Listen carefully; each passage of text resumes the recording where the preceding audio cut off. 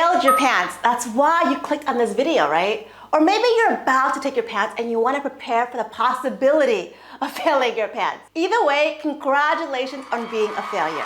You are now slightly more interesting than someone who didn't fail their PANCE. Hear me out. Failing your PANCE isn't a bad thing. I failed my PANCE, and guess what? That was the best thing that's ever happened to me. What did I gain from that experience? Well, failure made me a hell of a marketer. With every job interview or opportunity to network with someone new, I used that one small piece of information to sell myself. You see, when you own your own failures, no one can hate you or think less of you. In fact, the opposite is true. People tend to like you more and think higher of you because you speak human. You're relatable. And relatability is your key superpower. Let's rewind back and I'll share my PANCE story.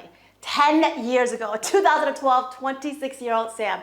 I graduated PA school. I gave myself 3 weeks study for my boards. I bought a bunch of PANCE study guides, but I did not purchase the question bank because, well, I was too cheap to pay for it. Big mistake. I was overly arrogant. I thought I did well in PA school. I did really well in my OSCEs. There's no possible way I could fail. And well, I failed. So during this time, it was a very awkward time because I just graduated PA school and I didn't really have a job. So I was kind of interviewing and searching for jobs. And I interviewed at this practice in Connecticut and they offered me a job. I was actually living in Connecticut at the time for PA school. And I didn't really want to stay in Connecticut and I had no intention of taking this job. But my friend kept pushing me to interview with them because she said this is a great job for primary care. So I went in, negotiated with them just for fun to see what they would offer me. At that time, they offered me $75,000 with average benefits. And competitive wage at that time was probably like $80,000 to $85,000. So I asked for $90,000 with more benefits and they really wouldn't budge. So after 2 weeks of negotiation, I decided to walk away. I don't want to settle for anything under $90,000. And I thought, I'm just gonna move back home with Vegas, live with my parents, and figure out my life. And I still had my apartment in Connecticut, but it was expiring in 2 weeks. So I thought I would take my PANCE and leave Connecticut right away. Now, a week before my PANCE, my employers, well, they called and said, yes, we want you here and we will give you everything you want. So they agreed to all of my terms after I walked away from the job. They gave me a $90,000 starting salary and all the additional benefits that I asked for. And I was in complete shock. So I just accepted the job. Now, if you want to know how I negotiated $15,000 above my starting salary as a new grad, click the link below to learn more about Happy PA Academy, a comprehensive PA program where I help new grads navigate and negotiate their salary so they can become financially independent in 10 years. Now back to my story. Here's the problem. At this point, I accepted the job, but I've already sold all of my apartment furniture on Craigslist. Pots, pans, tables, sofas, everything, all gone. I thought I was leaving Connecticut in 2 weeks, and I even booked my flights to Vegas. So now at this point, I'm homeless, but I have a job lined up. I decided to move in with my friend, and I just slept on her air mattress for 2 weeks with her 2 cats.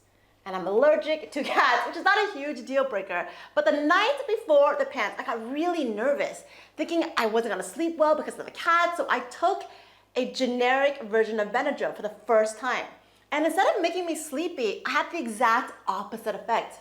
I suffered the rebound effect. I was wide awake, hyped up like a caffeine addict. So I didn't sleep the entire night and I was so itchy from the damn cats. And then there was another problem. 26-year-old me had a boyfriend for 8 years. We dated and 2 months after PA school, we broke up. He moved to Korea to become a foreign teacher before he started his PH program. And we're doing this like Ross and Rachel kind of thing for 2 years, debating if we want to get back together. And ultimately we decided we did not want to get back together, but the night before the PANCE, he reached out and said, you should look at some jobs in Ohio. That was where he was going to do his PhD program. That night I was so conflicted. It was a terrible, terrible night. And of course the next day, and I took my test. Sleep deprived, allergic reaction, and ex-boyfriend drama. All these things really led me to failing my PANCE by 3 points. And man, that moment of panic, that massive anxiety attack. I remember I was in Vegas with my friend. We were supposed to be celebrating the end of PA school, the end of our PANCE, and passing our boards.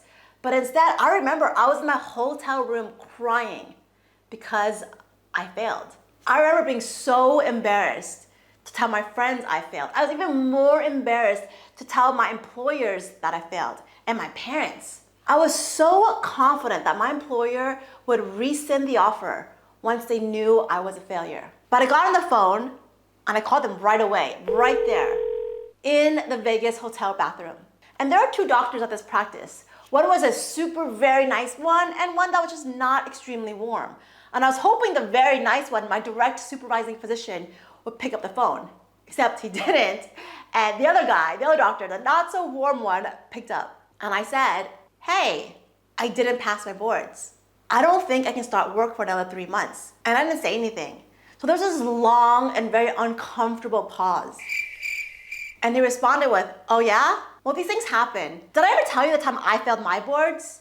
And then he went on this long story about how he failed his boards, but I didn't really listen to him because I kind of tuned him out because I think I was in shock at the time. I didn't expect that reaction. So he kept talking and I was just nodding, yeah. And then he said, hey, I know the feeling. So when do you think you can start? How about you call me when you're back in town and we can discuss this? And that was the end of the conversation.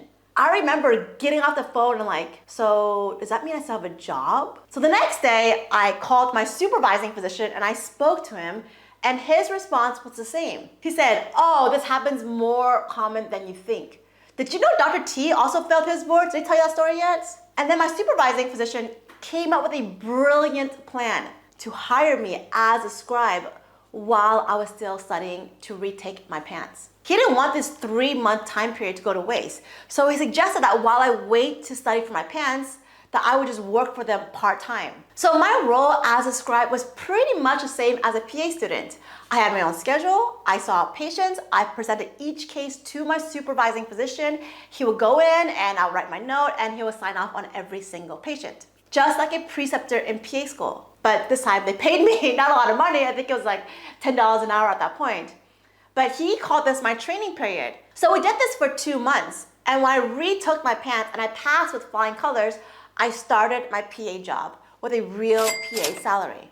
And with that first paycheck, I took that money and I bought a plane ticket to Colombia, where I accidentally met my now husband. So here's what I learned from failing my PANCE. Nobody cares. The truth is nobody cares that you failed your PANCE. This small piece of information affects you and only you. It hurts your ego. It destroys your confidence, only if you allow it. Now, failure is a part of life. You're not going to succeed in everything you do. So the more you fail, the more successful you'll be. But you have to understand that failure also builds confidence. When I failed my PANCE, I was still able to hold on to my highly negotiated new grad offer. I negotiated $15,000 above my starting salary with amazing benefits. And my employers did not rescind or reduce my offer after I told them I failed my boards. Now, this gave me a big boost in confidence in myself and in my skills to market myself. And this confidence transferred in different aspects of my life. I mean, think about it. How was I so confident to marry a man I met in a hostel in Colombia for a green card when we only dated for less than a year? Or how was I so confident to quit my job and move my entire family to Thailand to pursue my dream of being a YouTuber, a content creator? Well, because at 26 years old, I learned that failure means nothing. I failed my PANCE and I still became a PA, a pretty damn good one. So no matter what you do, if everything you do goes to shit and you fail at everything, everything will still work out. That's what I've realized. Everything will still work out because I'm resilient. So failing my PANCE made me fearless, a fearless leader, which allows me to talk about it with you guys on my YouTube channel. And that's the thing in life. Nobody will ever ask you if you failed your boards, or if you have a 3.9 GPA, or if you attended a prestigious PA school. Nobody cares, because as long as you earn that C in PAC, then you're on the same playing field as everybody else. In fact, you might even earn a higher income or be even more successful than those people who didn't fail the boards because you now have a higher level of confidence. You have a life experience, and that makes you unique. That's something you can market. And one of the most valuable lessons I learned from all of this, from failing the PANCE, is, well, don't be cheap and invest in yourself. I didn't think I had any money. Well, actually, I knew I didn't have any money at the time to pay for a question bank.